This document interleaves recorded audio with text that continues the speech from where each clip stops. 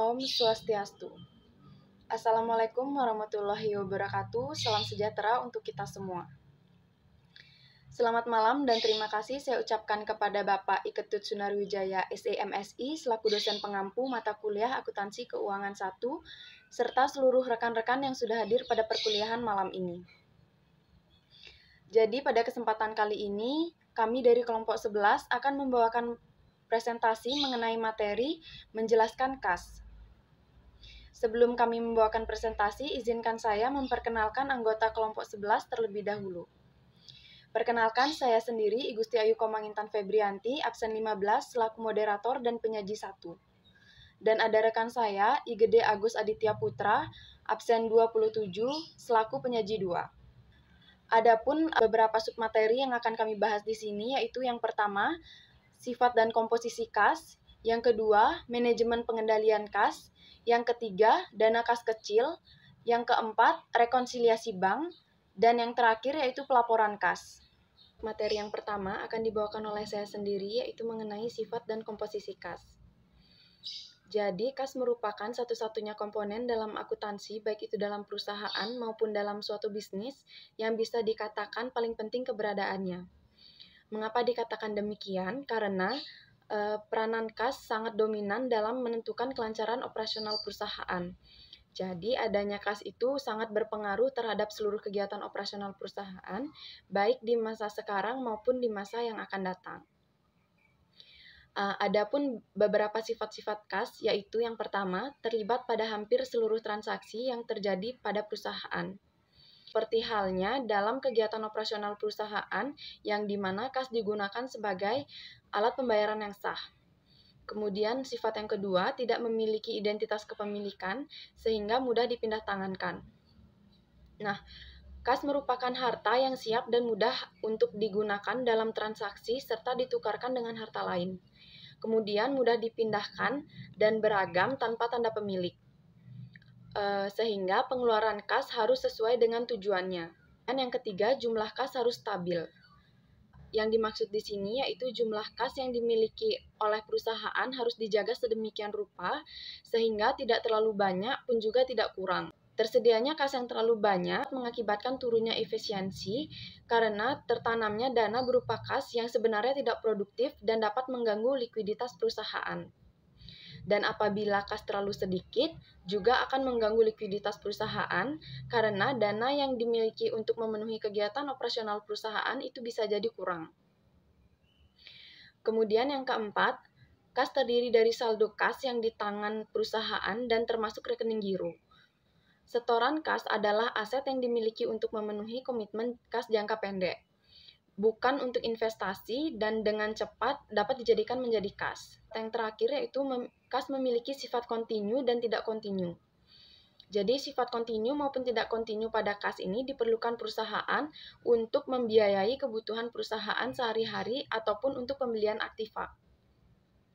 Seperti sifat kontinu pembelian bahan baku atau barang dagang, pembayaran gaji dan upah, dan lain sebagainya. Dan sifat tidak kontinu itu untuk pembayaran pajak, dividen, angsuran utang, dan lain sebagainya. Selain sifat kas, adapun komposisi kas, yaitu kas terdiri dari uang kertas, uang logam, cek yang belum disetorkan, simpanan dalam bentuk giro atau biliet, cek perjalanan atau traveler's check, kemudian ada cek kasir atau cashier check, kemudian ada wesel bank atau bank draft, dan post wesel atau money order. Materi yang kedua yaitu mengenai manajemen pengendalian kas. Jadi, untuk menghindari penyalahgunaan dan kecurangan, baik sengaja maupun tidak sengaja terhadap kas, maka sebuah perusahaan ataupun bisnis perlu melakukan manajemen pengendalian kas. Nah, kas merupakan aktiva yang mudah diselewengkan, sehingga perusahaan perlu melakukan pengendalian kas yang ketat.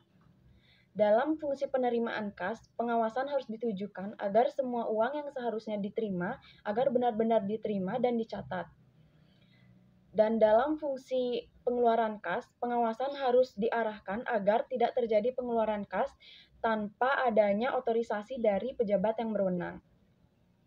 Nah, pengendalian kas ini dapat bermacam-macam, seperti yang pertama yaitu pengendalian kas preventif. Jadi pengendalian kas preventif ini merupakan pengendalian yang dilakukan untuk mencegah terjadinya suatu permasalahan atau error condition dari suatu proses bisnis, atau dengan kata lain, pengendalian yang dilakukan sebelum adanya masalah yang timbul. Jadi sebelum terjadinya kecurangan dalam penggunaan kas, maka perusahaan dapat berjaga-jaga agar kas perusahaan bisa dikendalikan dan diamankan. Kemudian pengendalian yang kedua yaitu pengendalian kas detektif.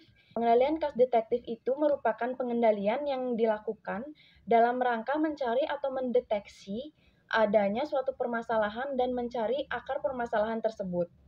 Atau dengan kata lain, pengendalian yang dilakukan di mana telah terdapat suatu permasalahan terhadap kas.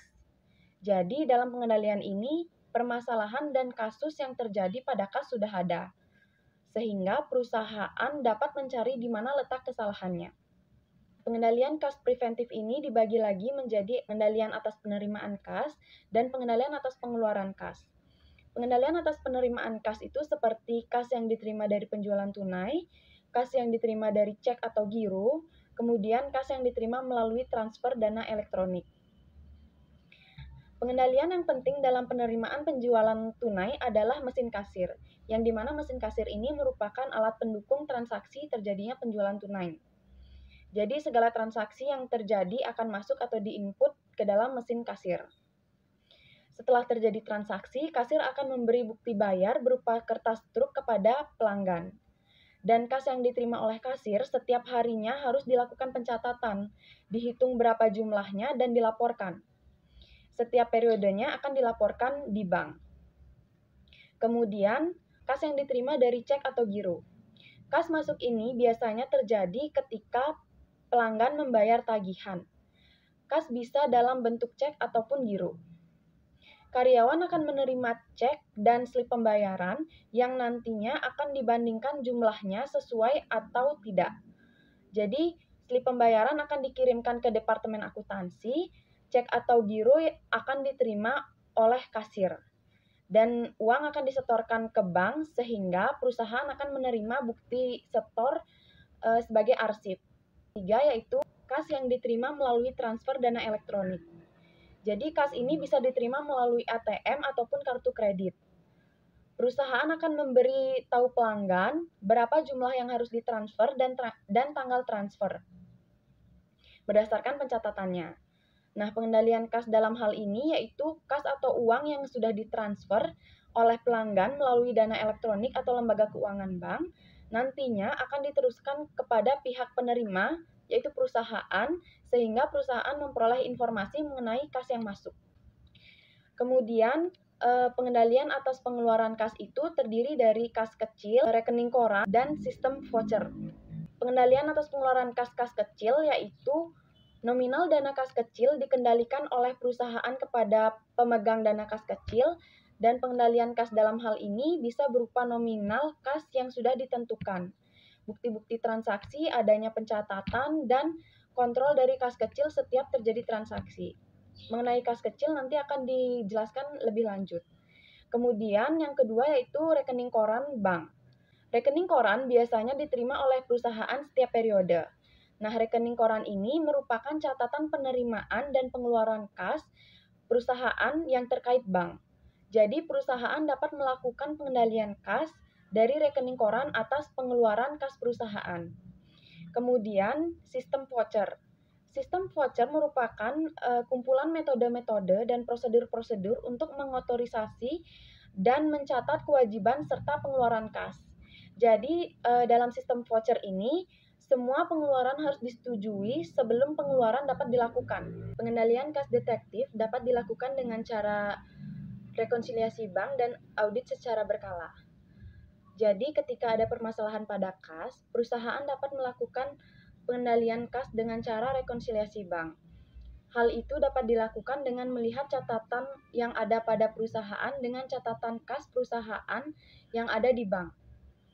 Selain melakukan rekonsiliasi bank, perusahaan juga dapat melakukan pemeriksaan buku khusus mengenai transaksi kas dalam jangka waktu tertentu untuk meneliti kelengkapan, kebenaran, dan sahnya transaksi atas kas.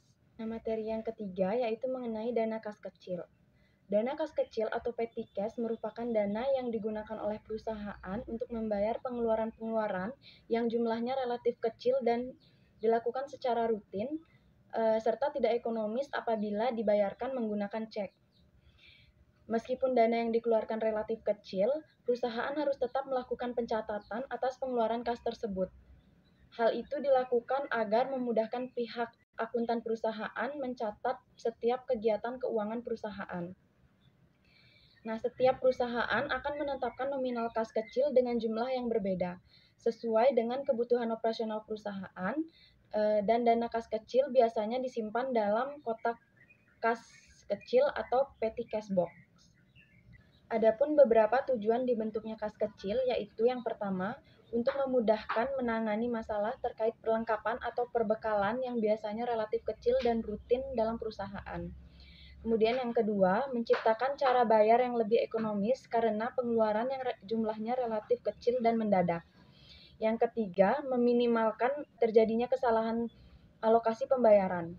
Jadi, transaksi kecil dan besar tidak akan tertukar karena dicatat dalam pembukuan yang berbeda. Yang terakhir yaitu mempercepat penentuan kebijakan karena masalah mendadak.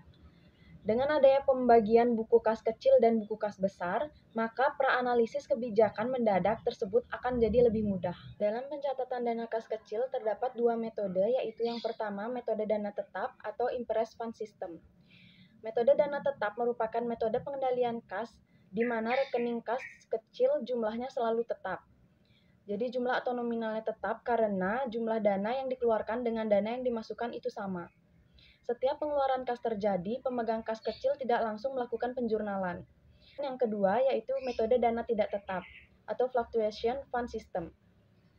Metode dana tidak tetap merupakan metode pengendalian kas kecil di mana jumlah kas kecil akan selalu berubah-ubah tergantung kebutuhan perusahaan. Jadi metode ini terjadi karena adanya ketimpangan antara pengeluaran dengan pemasukan. Dan dana yang dikeluarkan tidak sama dengan dana yang didepositkan. Adapun perbedaan antara metode dana tetap dan metode dana tidak tetap. Jadi perbedaan yang pertama, pada metode dana tetap, setiap pengeluaran kas kecil tidak dibuatkan jurnal. Sedangkan pada metode dana tidak tetap, setiap pengeluaran kas kecil itu dibuatkan jurnal. Kemudian yang kedua, pada metode dana tetap, pengisian kembali sebesar pengeluaran yang telah dilakukan. Sedangkan pada metode dana tidak tetap, pengisian kembali tidak harus sebesar pengeluaran yang telah dilakukan. Yang ketiga, yaitu pada metode dana tetap, saldo kas kecil itu tetap seperti semula, sedangkan dalam metode dana tidak tetap, saldo kas kecilnya berubah-ubah. Nah, ini ada contoh soal dana kas kecil yang dimana penyelesaiannya menggunakan metode dana tetap dan metode dana tidak tetap. Jadi PT Berkah merupakan perusahaan dagang dan memiliki dana kas kecil di bulan Maret 2021 sebagai berikut. Yang pertama yaitu tanggal 2 Maret 2021 pengisian di awal bulan sebesar 2 juta rupiah. Jadi pada jurnalnya itu dicatat karena pengisian di awal. Jurnalnya kas kecil pada kas besar sebesar 2 juta rupiah.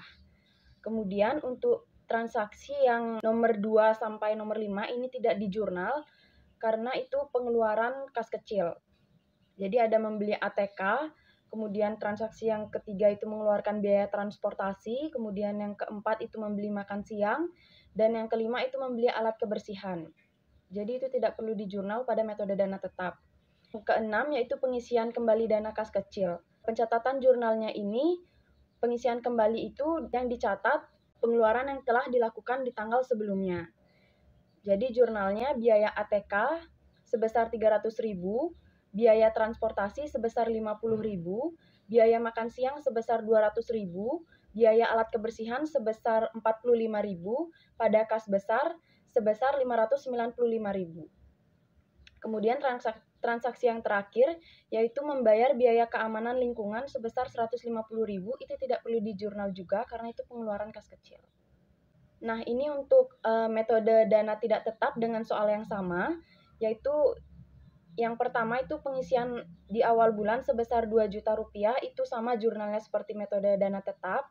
Jurnal yang pertama itu kas kecil pada kas besar sebesar 2 juta rupiah. Kemudian untuk transaksi, ini perbedaannya pada metode dana tetap dan metode dana tidak tetap. Yang kedua ini membeli ATK untuk keperluan kantor sebesar 300.000. Ini dicatat pada jurnal yaitu biaya ATK pada kas kecil sebesar 300.000. Kemudian transaksi yang ketiga yaitu tanggal 4 mengeluarkan biaya transportasi untuk ke bank sebesar 50.000. Itu jurnalnya biaya transportasi pada kas kecil sebesar 50.000. Kemudian keempat, membeli makan siang untuk menjamu tamu kantor sebesar 200.000. Jadi jurnalnya biaya makan siang pada kas kecil sebesar 200.000. Kemudian, transaksi yang kelima, membeli alat kebersihan sebesar 45.000, itu jurnalnya biaya alat kebersihan pada kas kecil sebesar 45.000. Keenam, itu pengisian kembali dana kas kecil, jadi kas kecilnya bertambah sebesar 595.000, dan kas besarnya itu berkurang sebesar 595.000. 595.000 ini didapat dari jumlah biaya ATK, biaya transportasi, biaya makan siang, dan biaya alat kebersihan. Transaksi yang terakhir itu membayar biaya keamanan lingkungan sebesar 150.000, itu jurnalnya biaya keamanan lingkungan pada kas kecil sebesar 150.000. Jadi jumlah debit kreditnya sebesar 3.340.000.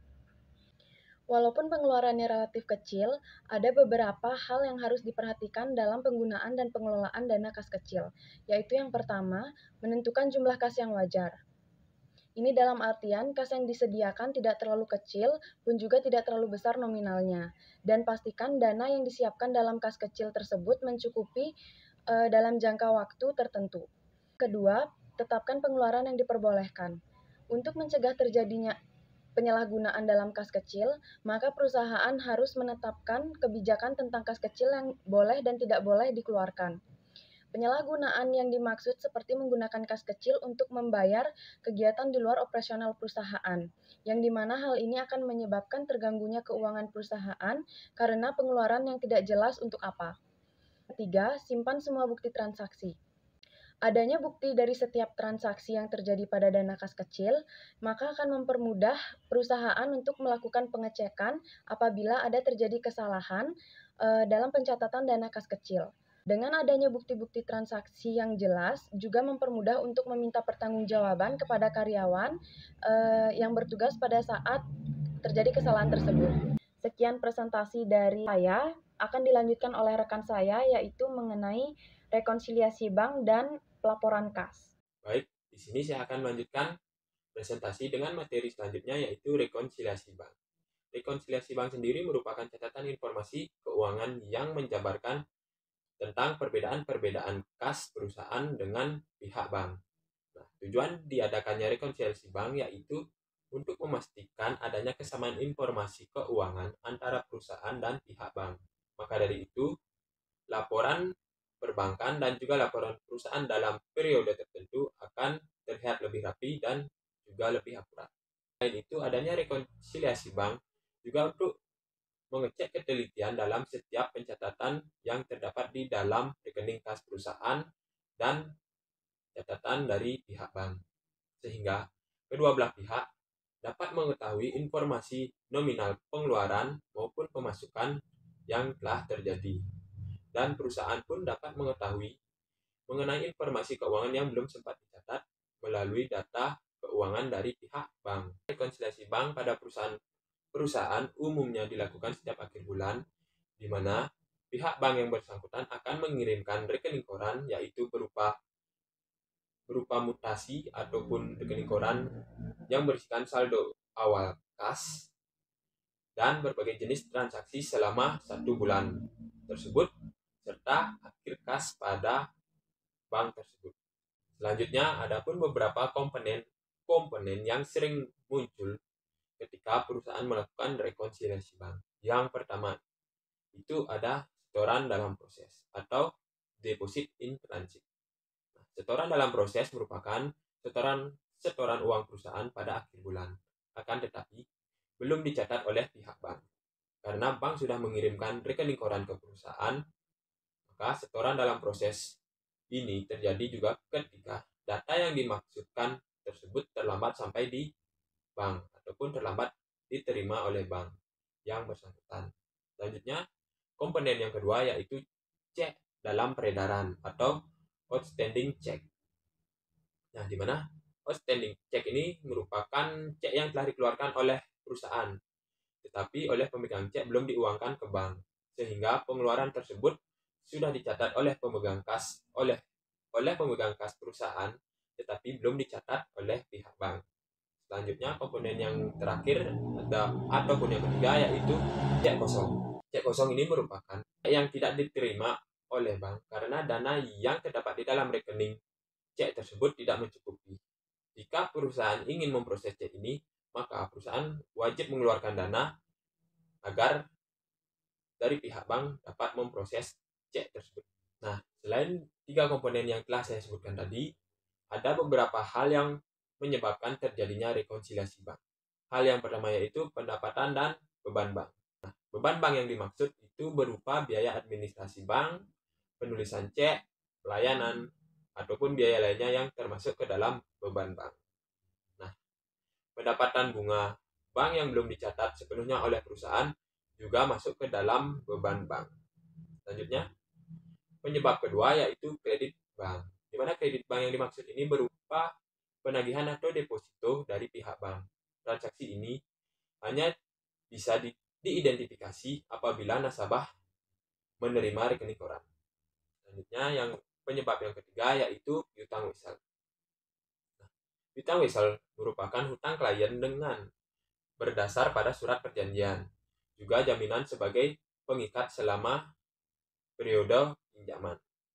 Piutang wesel sendiri dapat dikatakan menjadi penyebab terjadinya rekonsiliasi bank karena dana dikirim melalui jasa bank.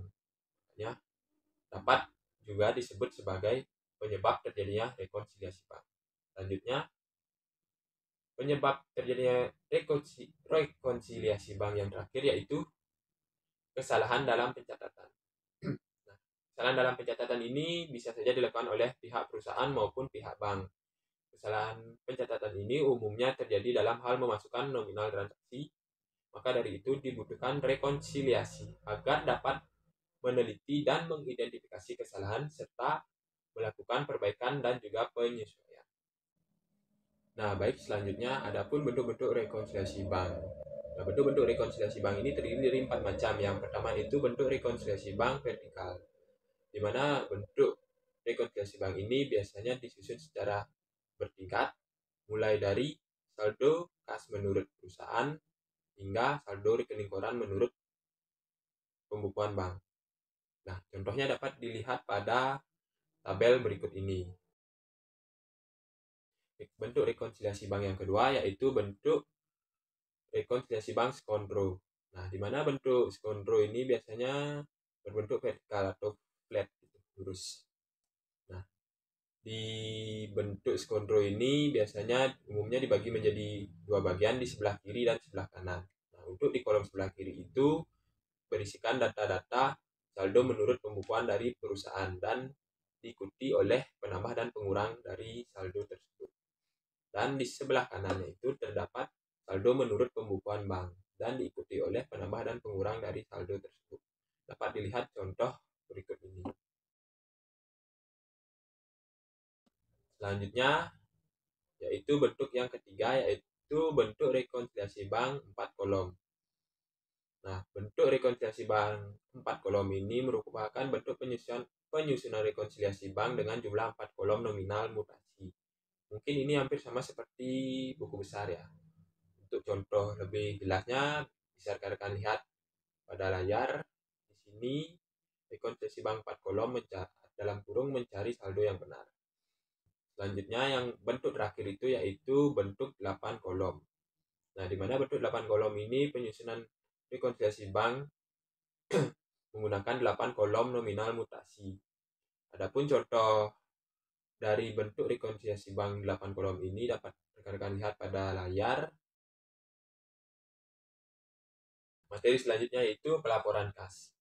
Pada umumnya, pelaporan keuangan perusahaan merupakan kegiatan yang dilakukan oleh perusahaan untuk memperlihatkan atau menginformasikan secara rinci mengenai keuangan yang dimiliki oleh perusahaan.